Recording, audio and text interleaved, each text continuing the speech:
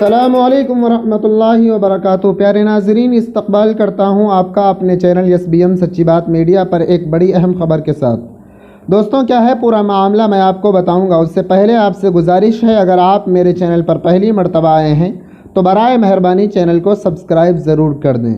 دوستوں، چند مہینے پہلے ایک شخص اور سارس کی دوستی کی خبر سامنے آئی تھی، جس کے بعد ان کے خوب ویڈیو وائرل ہونے لگے۔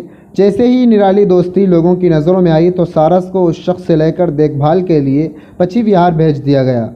حالانکہ اس سے لے کر بھی کئی طرح کے معاملے سامنے آئے۔ اب سوشل میڈیا پر اسی سے جڑی ایک اور تصویر وائرل ہو رہی ہے۔ دراصل اس شخص نے سارس کے بعد اب ایک اور پرندے سے دوستی کر لی ہے، اور یہ پرندہ باز ہے۔ دراصل معاملہ یہ ہے کہ اتر پردیش میں سارس کے ساتھ دوستی کو لے کر سرخیوں میں رہنے والے محمد عارف ایک بار پھر پرندے سے اپنی محبت اور لگاؤ کی وجہ سے سرخیوں میں ہیں۔ اس بار ان کی دوستی باز سے ہوئی ہے۔ جی ہاں، باز۔ عارف کے مطابق یہ باز انہیں تقریباً 1 مہینے پہلے پریشانی کی حالت میں ملا تھا، یعنی چٹیل حالت میں ملا تھا، جس کا انہوں نے علاج کرایا اور پھر چھوڑ دیا۔ حالانکہ باوجود اس کے وہ کہیں بھی نہیں گیا، وہ دن بھر ان کے گھر کے آس پاس گھومتا رہا، ان کے گھر کے چکر لگاتا رہا، لہٰذا عارف نے اسے اپنے گھر میں رکھ لیا۔ اب باز اور عارف کی گہری دوستی ہو گئی ہے، اب دونوں ساتھ میں خوب وقت بتاتے ہیں۔ ایسے میں ایک بار پھر عارف اور سارس کی دوستی کی طرح عارف اور باز کی دوستی بھی سرخیوں میں آ گئی ہے۔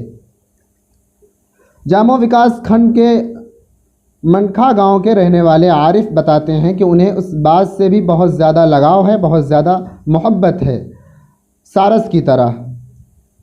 ان کا یہ کہنا ہے کہ ان کو یہ امید ہے کہ جو سارس تھا وہ ایک راشٹری پکشی تھا، اس لیے اس کو ان سے الگ کر دیا گیا تھا۔ اب عارف یہ امید کر رہے ہیں کہ باز کے ساتھ ایسا کوئی معاملہ نہیں ہے، اس لیے وہ ہمیشہ باز کے ساتھ میں ہی رہیں گے، یہ ان کی امید ہے۔ عارف نے یہ بھی کہا ہے کہ محبت ہوتی ہے، محبت کسی بھی زبان کی محتاج نہیں ہوتی۔